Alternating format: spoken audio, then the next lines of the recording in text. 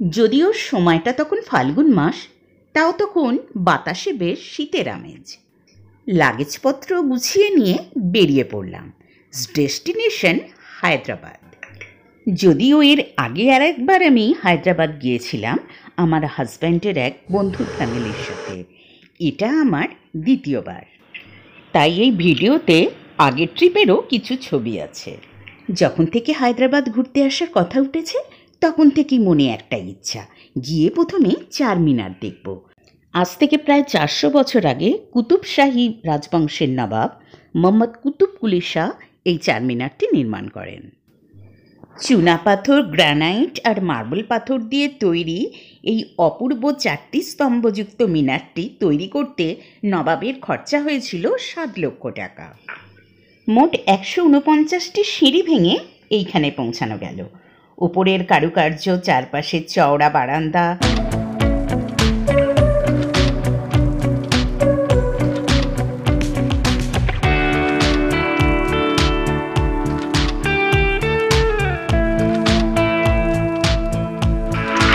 বারান্দা থেকে চারপাশের শহরটাকে ভীষণ সুন্দর লাগছিল।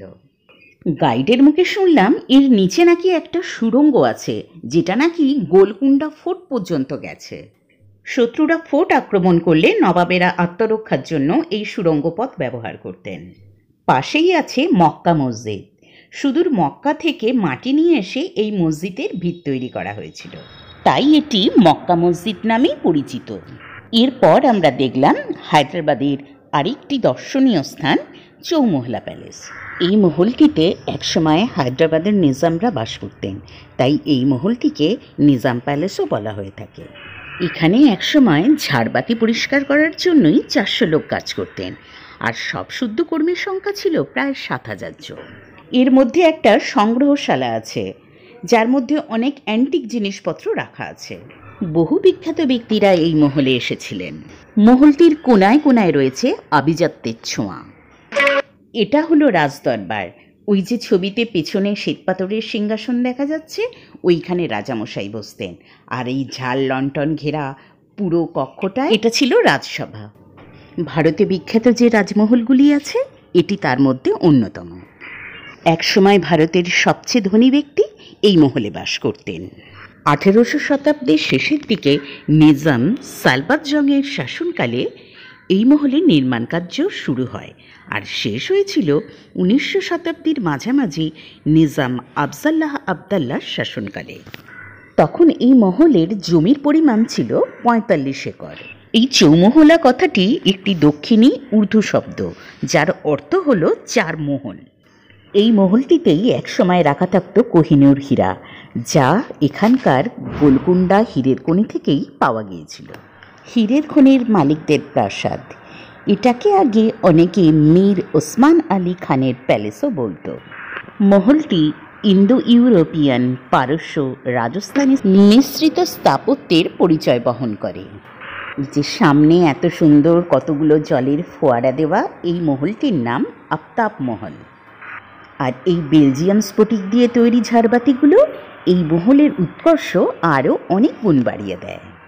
এটা হলো গাড়ির সংগ্রহশালা। পুরানো মডেলের কত ধরনের গাড়ি পরপর সাজানো রয়েছে। এই গাড়িগুলি নিজামরা ব্যবহার করতেন। আগে এই প্যালেসটিতে সাধারণ মানুষকে ঢুকতে দেওয়া হতো না, ঢোকার পারমিশন ছিল না, কিন্তু 2005 সাল থেকে এটি সাধারণ মানুষের জন্য খুলে দেওয়া হয়।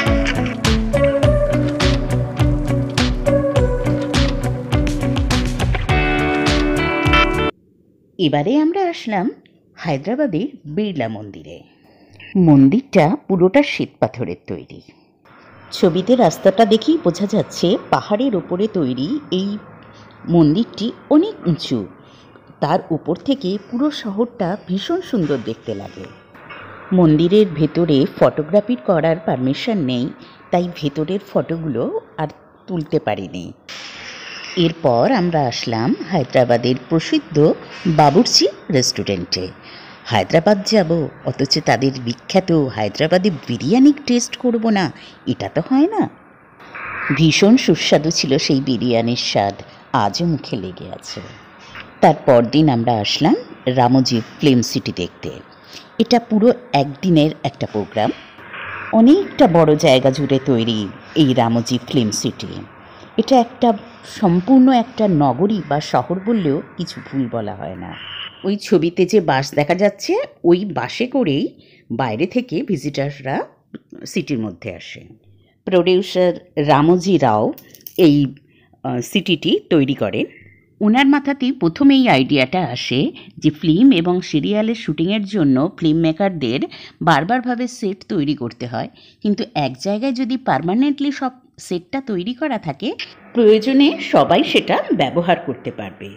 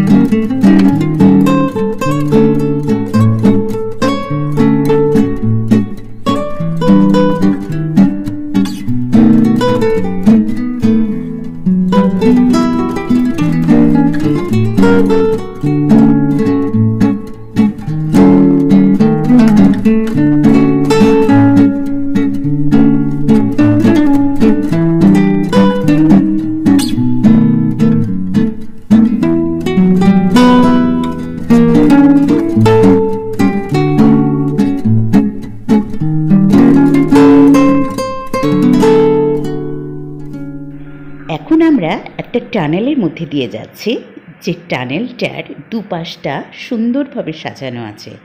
এই যেরকম তোমরা ঠিক দেখছো সেই রকম।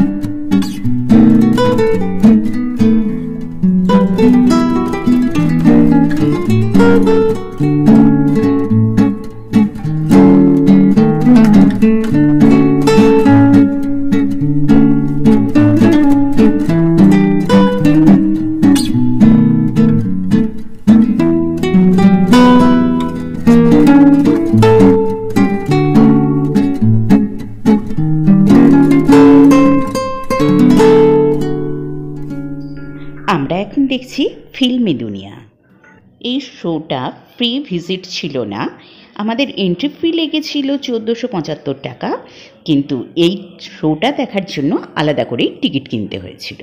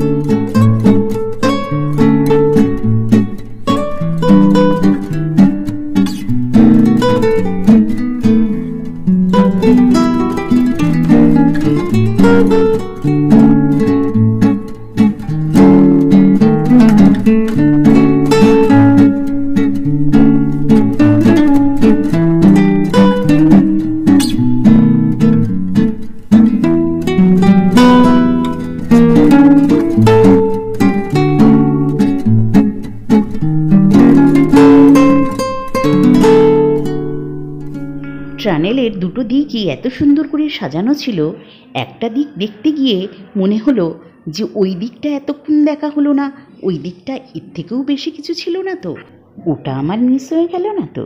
ভীষণভাবে এনজয় করেছিলাম পুরো জার্নিটা।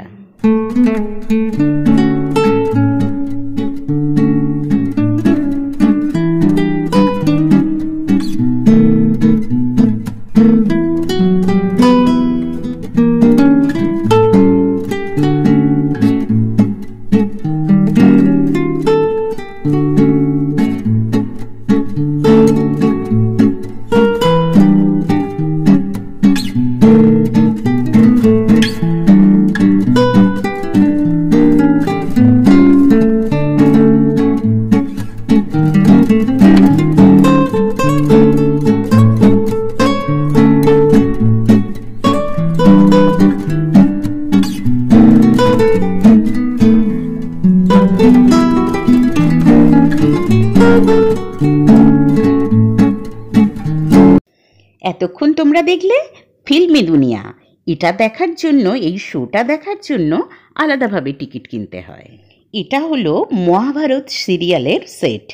এই সিরিয়ালটা 7 বছর ধরে চলেছিল। এখন এই রাজসভায় রাজাদেরও মডেল তৈরি করে রাখা আছে।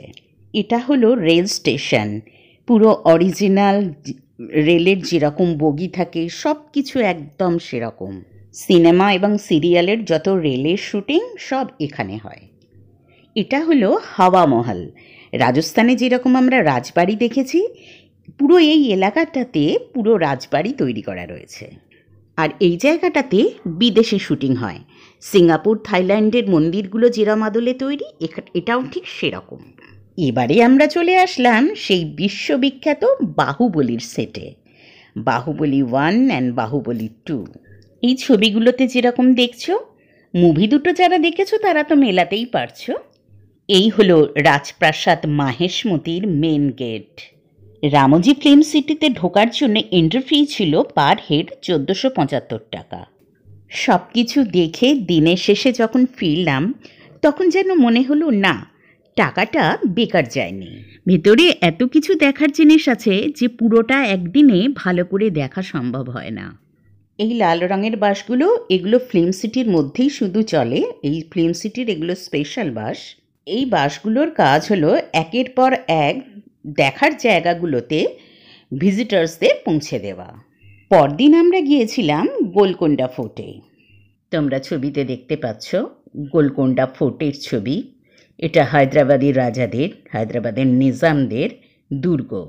সন্ধেবেলায় এই ফোর্টে লাইট অ্যান্ড সাউন্ড শোয়ের ব্যবস্থা আছে। ছবিতে দেখতে পাচ্ছ আমরা সন্ধেবেলায় লাইট অ্যান্ড সাউন্ড শোটা দেখতে এসেছি। ভীষণ ভালো লেগেছিল আমাদের লাইট অ্যান্ড সাউন্ড শোটা। তবে এটা ফটোগ্রাফি করা নিষেধ ছিল, তাই তোলা যায়নি। এটা হলো সালারজং মিউজিয়ামের সেই বিশ্ববিখ্যাত ঘড়ি। এই মিউজিয়ামের আলাদা একটা ভিডিও আমি পোস্ট করব। এরপর আমরা দেখলাম 1000 পিলার টেম্পল। ঠিক যেরকম তোমরা ছবিতে দেখছো, ঠিক সেরকমই বহু প্রাচীন এক শিব মন্দির, যার 1000টা স্তম্ভ বা পিলার আছে। তাই এই মন্দিরের নাম 1000 পিলার টেম্পল। পুরো মুসলিম অধ্যুষিত এলাকার মধ্যে এই বহু প্রাচীন এই শিব মন্দির দেখে মনে বড় শান্তি পেলাম। এরপর আমরা দেখলাম কিছুটা পাহাড়ের ওপর অবস্থিত একটি দেবী মন্দির। নবরাত্রিগুলোতে এখানে মায়ের বিশেষ পুজো হয়। হায়দ্রাবাদ থেকে ফেরার পথে আমরা ওয়ারাঙ্গল ঘুরে তারপর কলকাতা ফিরেছিলাম। কেমন লাগলো ভিডিওটা কমেন্টসে জানাতে ভুলো না কিন্তু। আর যদি ভালো লেগে থাকে তাহলে অবশ্যই আমাকে একটা লাইক দিও, আর বন্ধু হয়ে আমার পাশেই থেকো। আজ তবে আসি, আবার হাজির হব নতুন আরেকটা ব্লগ নিয়ে। তোমরা প্রত্যেকে সুস্থ থেকো, ভালো থেকো, আর নিজের পরিবারের খেয়াল রেখো।